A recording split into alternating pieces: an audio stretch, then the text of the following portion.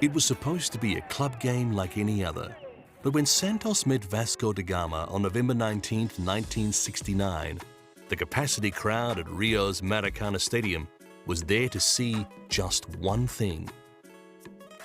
They wanted to see Pelé score his 1,000th goal. With Santos playing in their away strip, the game was hard fought as usual, and as full-time approached, Pelé remained scoreless. It looked as though the game would remain locked at 1-1, and the Santos fans would have to wait to see history. But Pelé was brought down.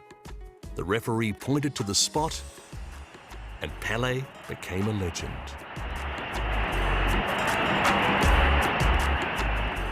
Brazil loved the man who had resisted the lure of big money to stay at home and play for his beloved Santos. He'd been at the club since he was 17. In 1958, he was part of the Brazilian national team that brought home the World Cup, and again in 1962, and again in 1970. Pelé was now moving beyond the sporting arena, with prime ministers and presidents all wanting to meet him. Brazilian President Jânio Quadros had already declared Pelé a national treasure. When the Queen of England visited Rio, she watched Pelé play in a friendly and presented him with a trophy.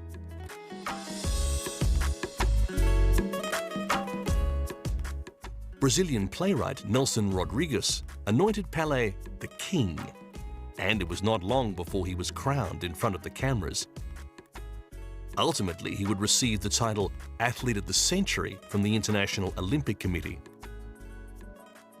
Santos was enjoying so much attention now, thanks to its star striker, that the team embarked on a series of exhibition matches which spread Pelé's fame even further and made him the world's most highly paid team sport athlete.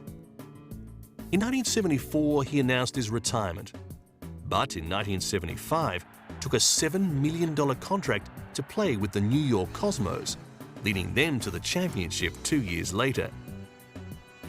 Now European teams were keen to play Cosmos, and Pelé did a huge amount to lift the profile of soccer in the United States.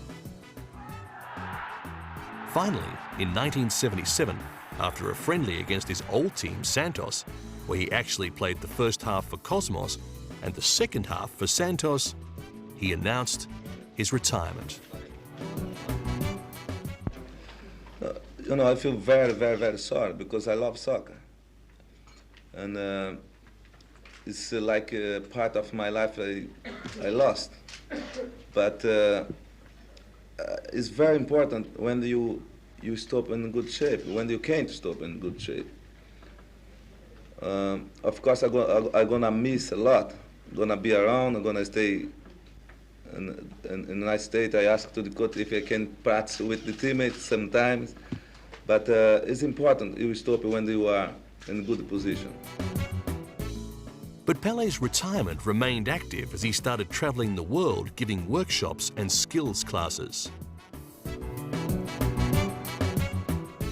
And wherever he went, crowds would still turn out for a glimpse of the king. And presidents still wanted to meet the legend, whose reputation was not diminishing. President Bill Clinton was even keen to display his foot skills.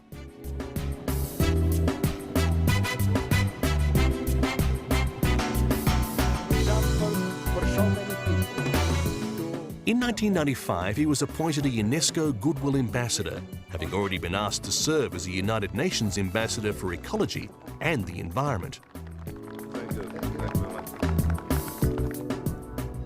The reason Pelé remains prominent is not just because of past glory.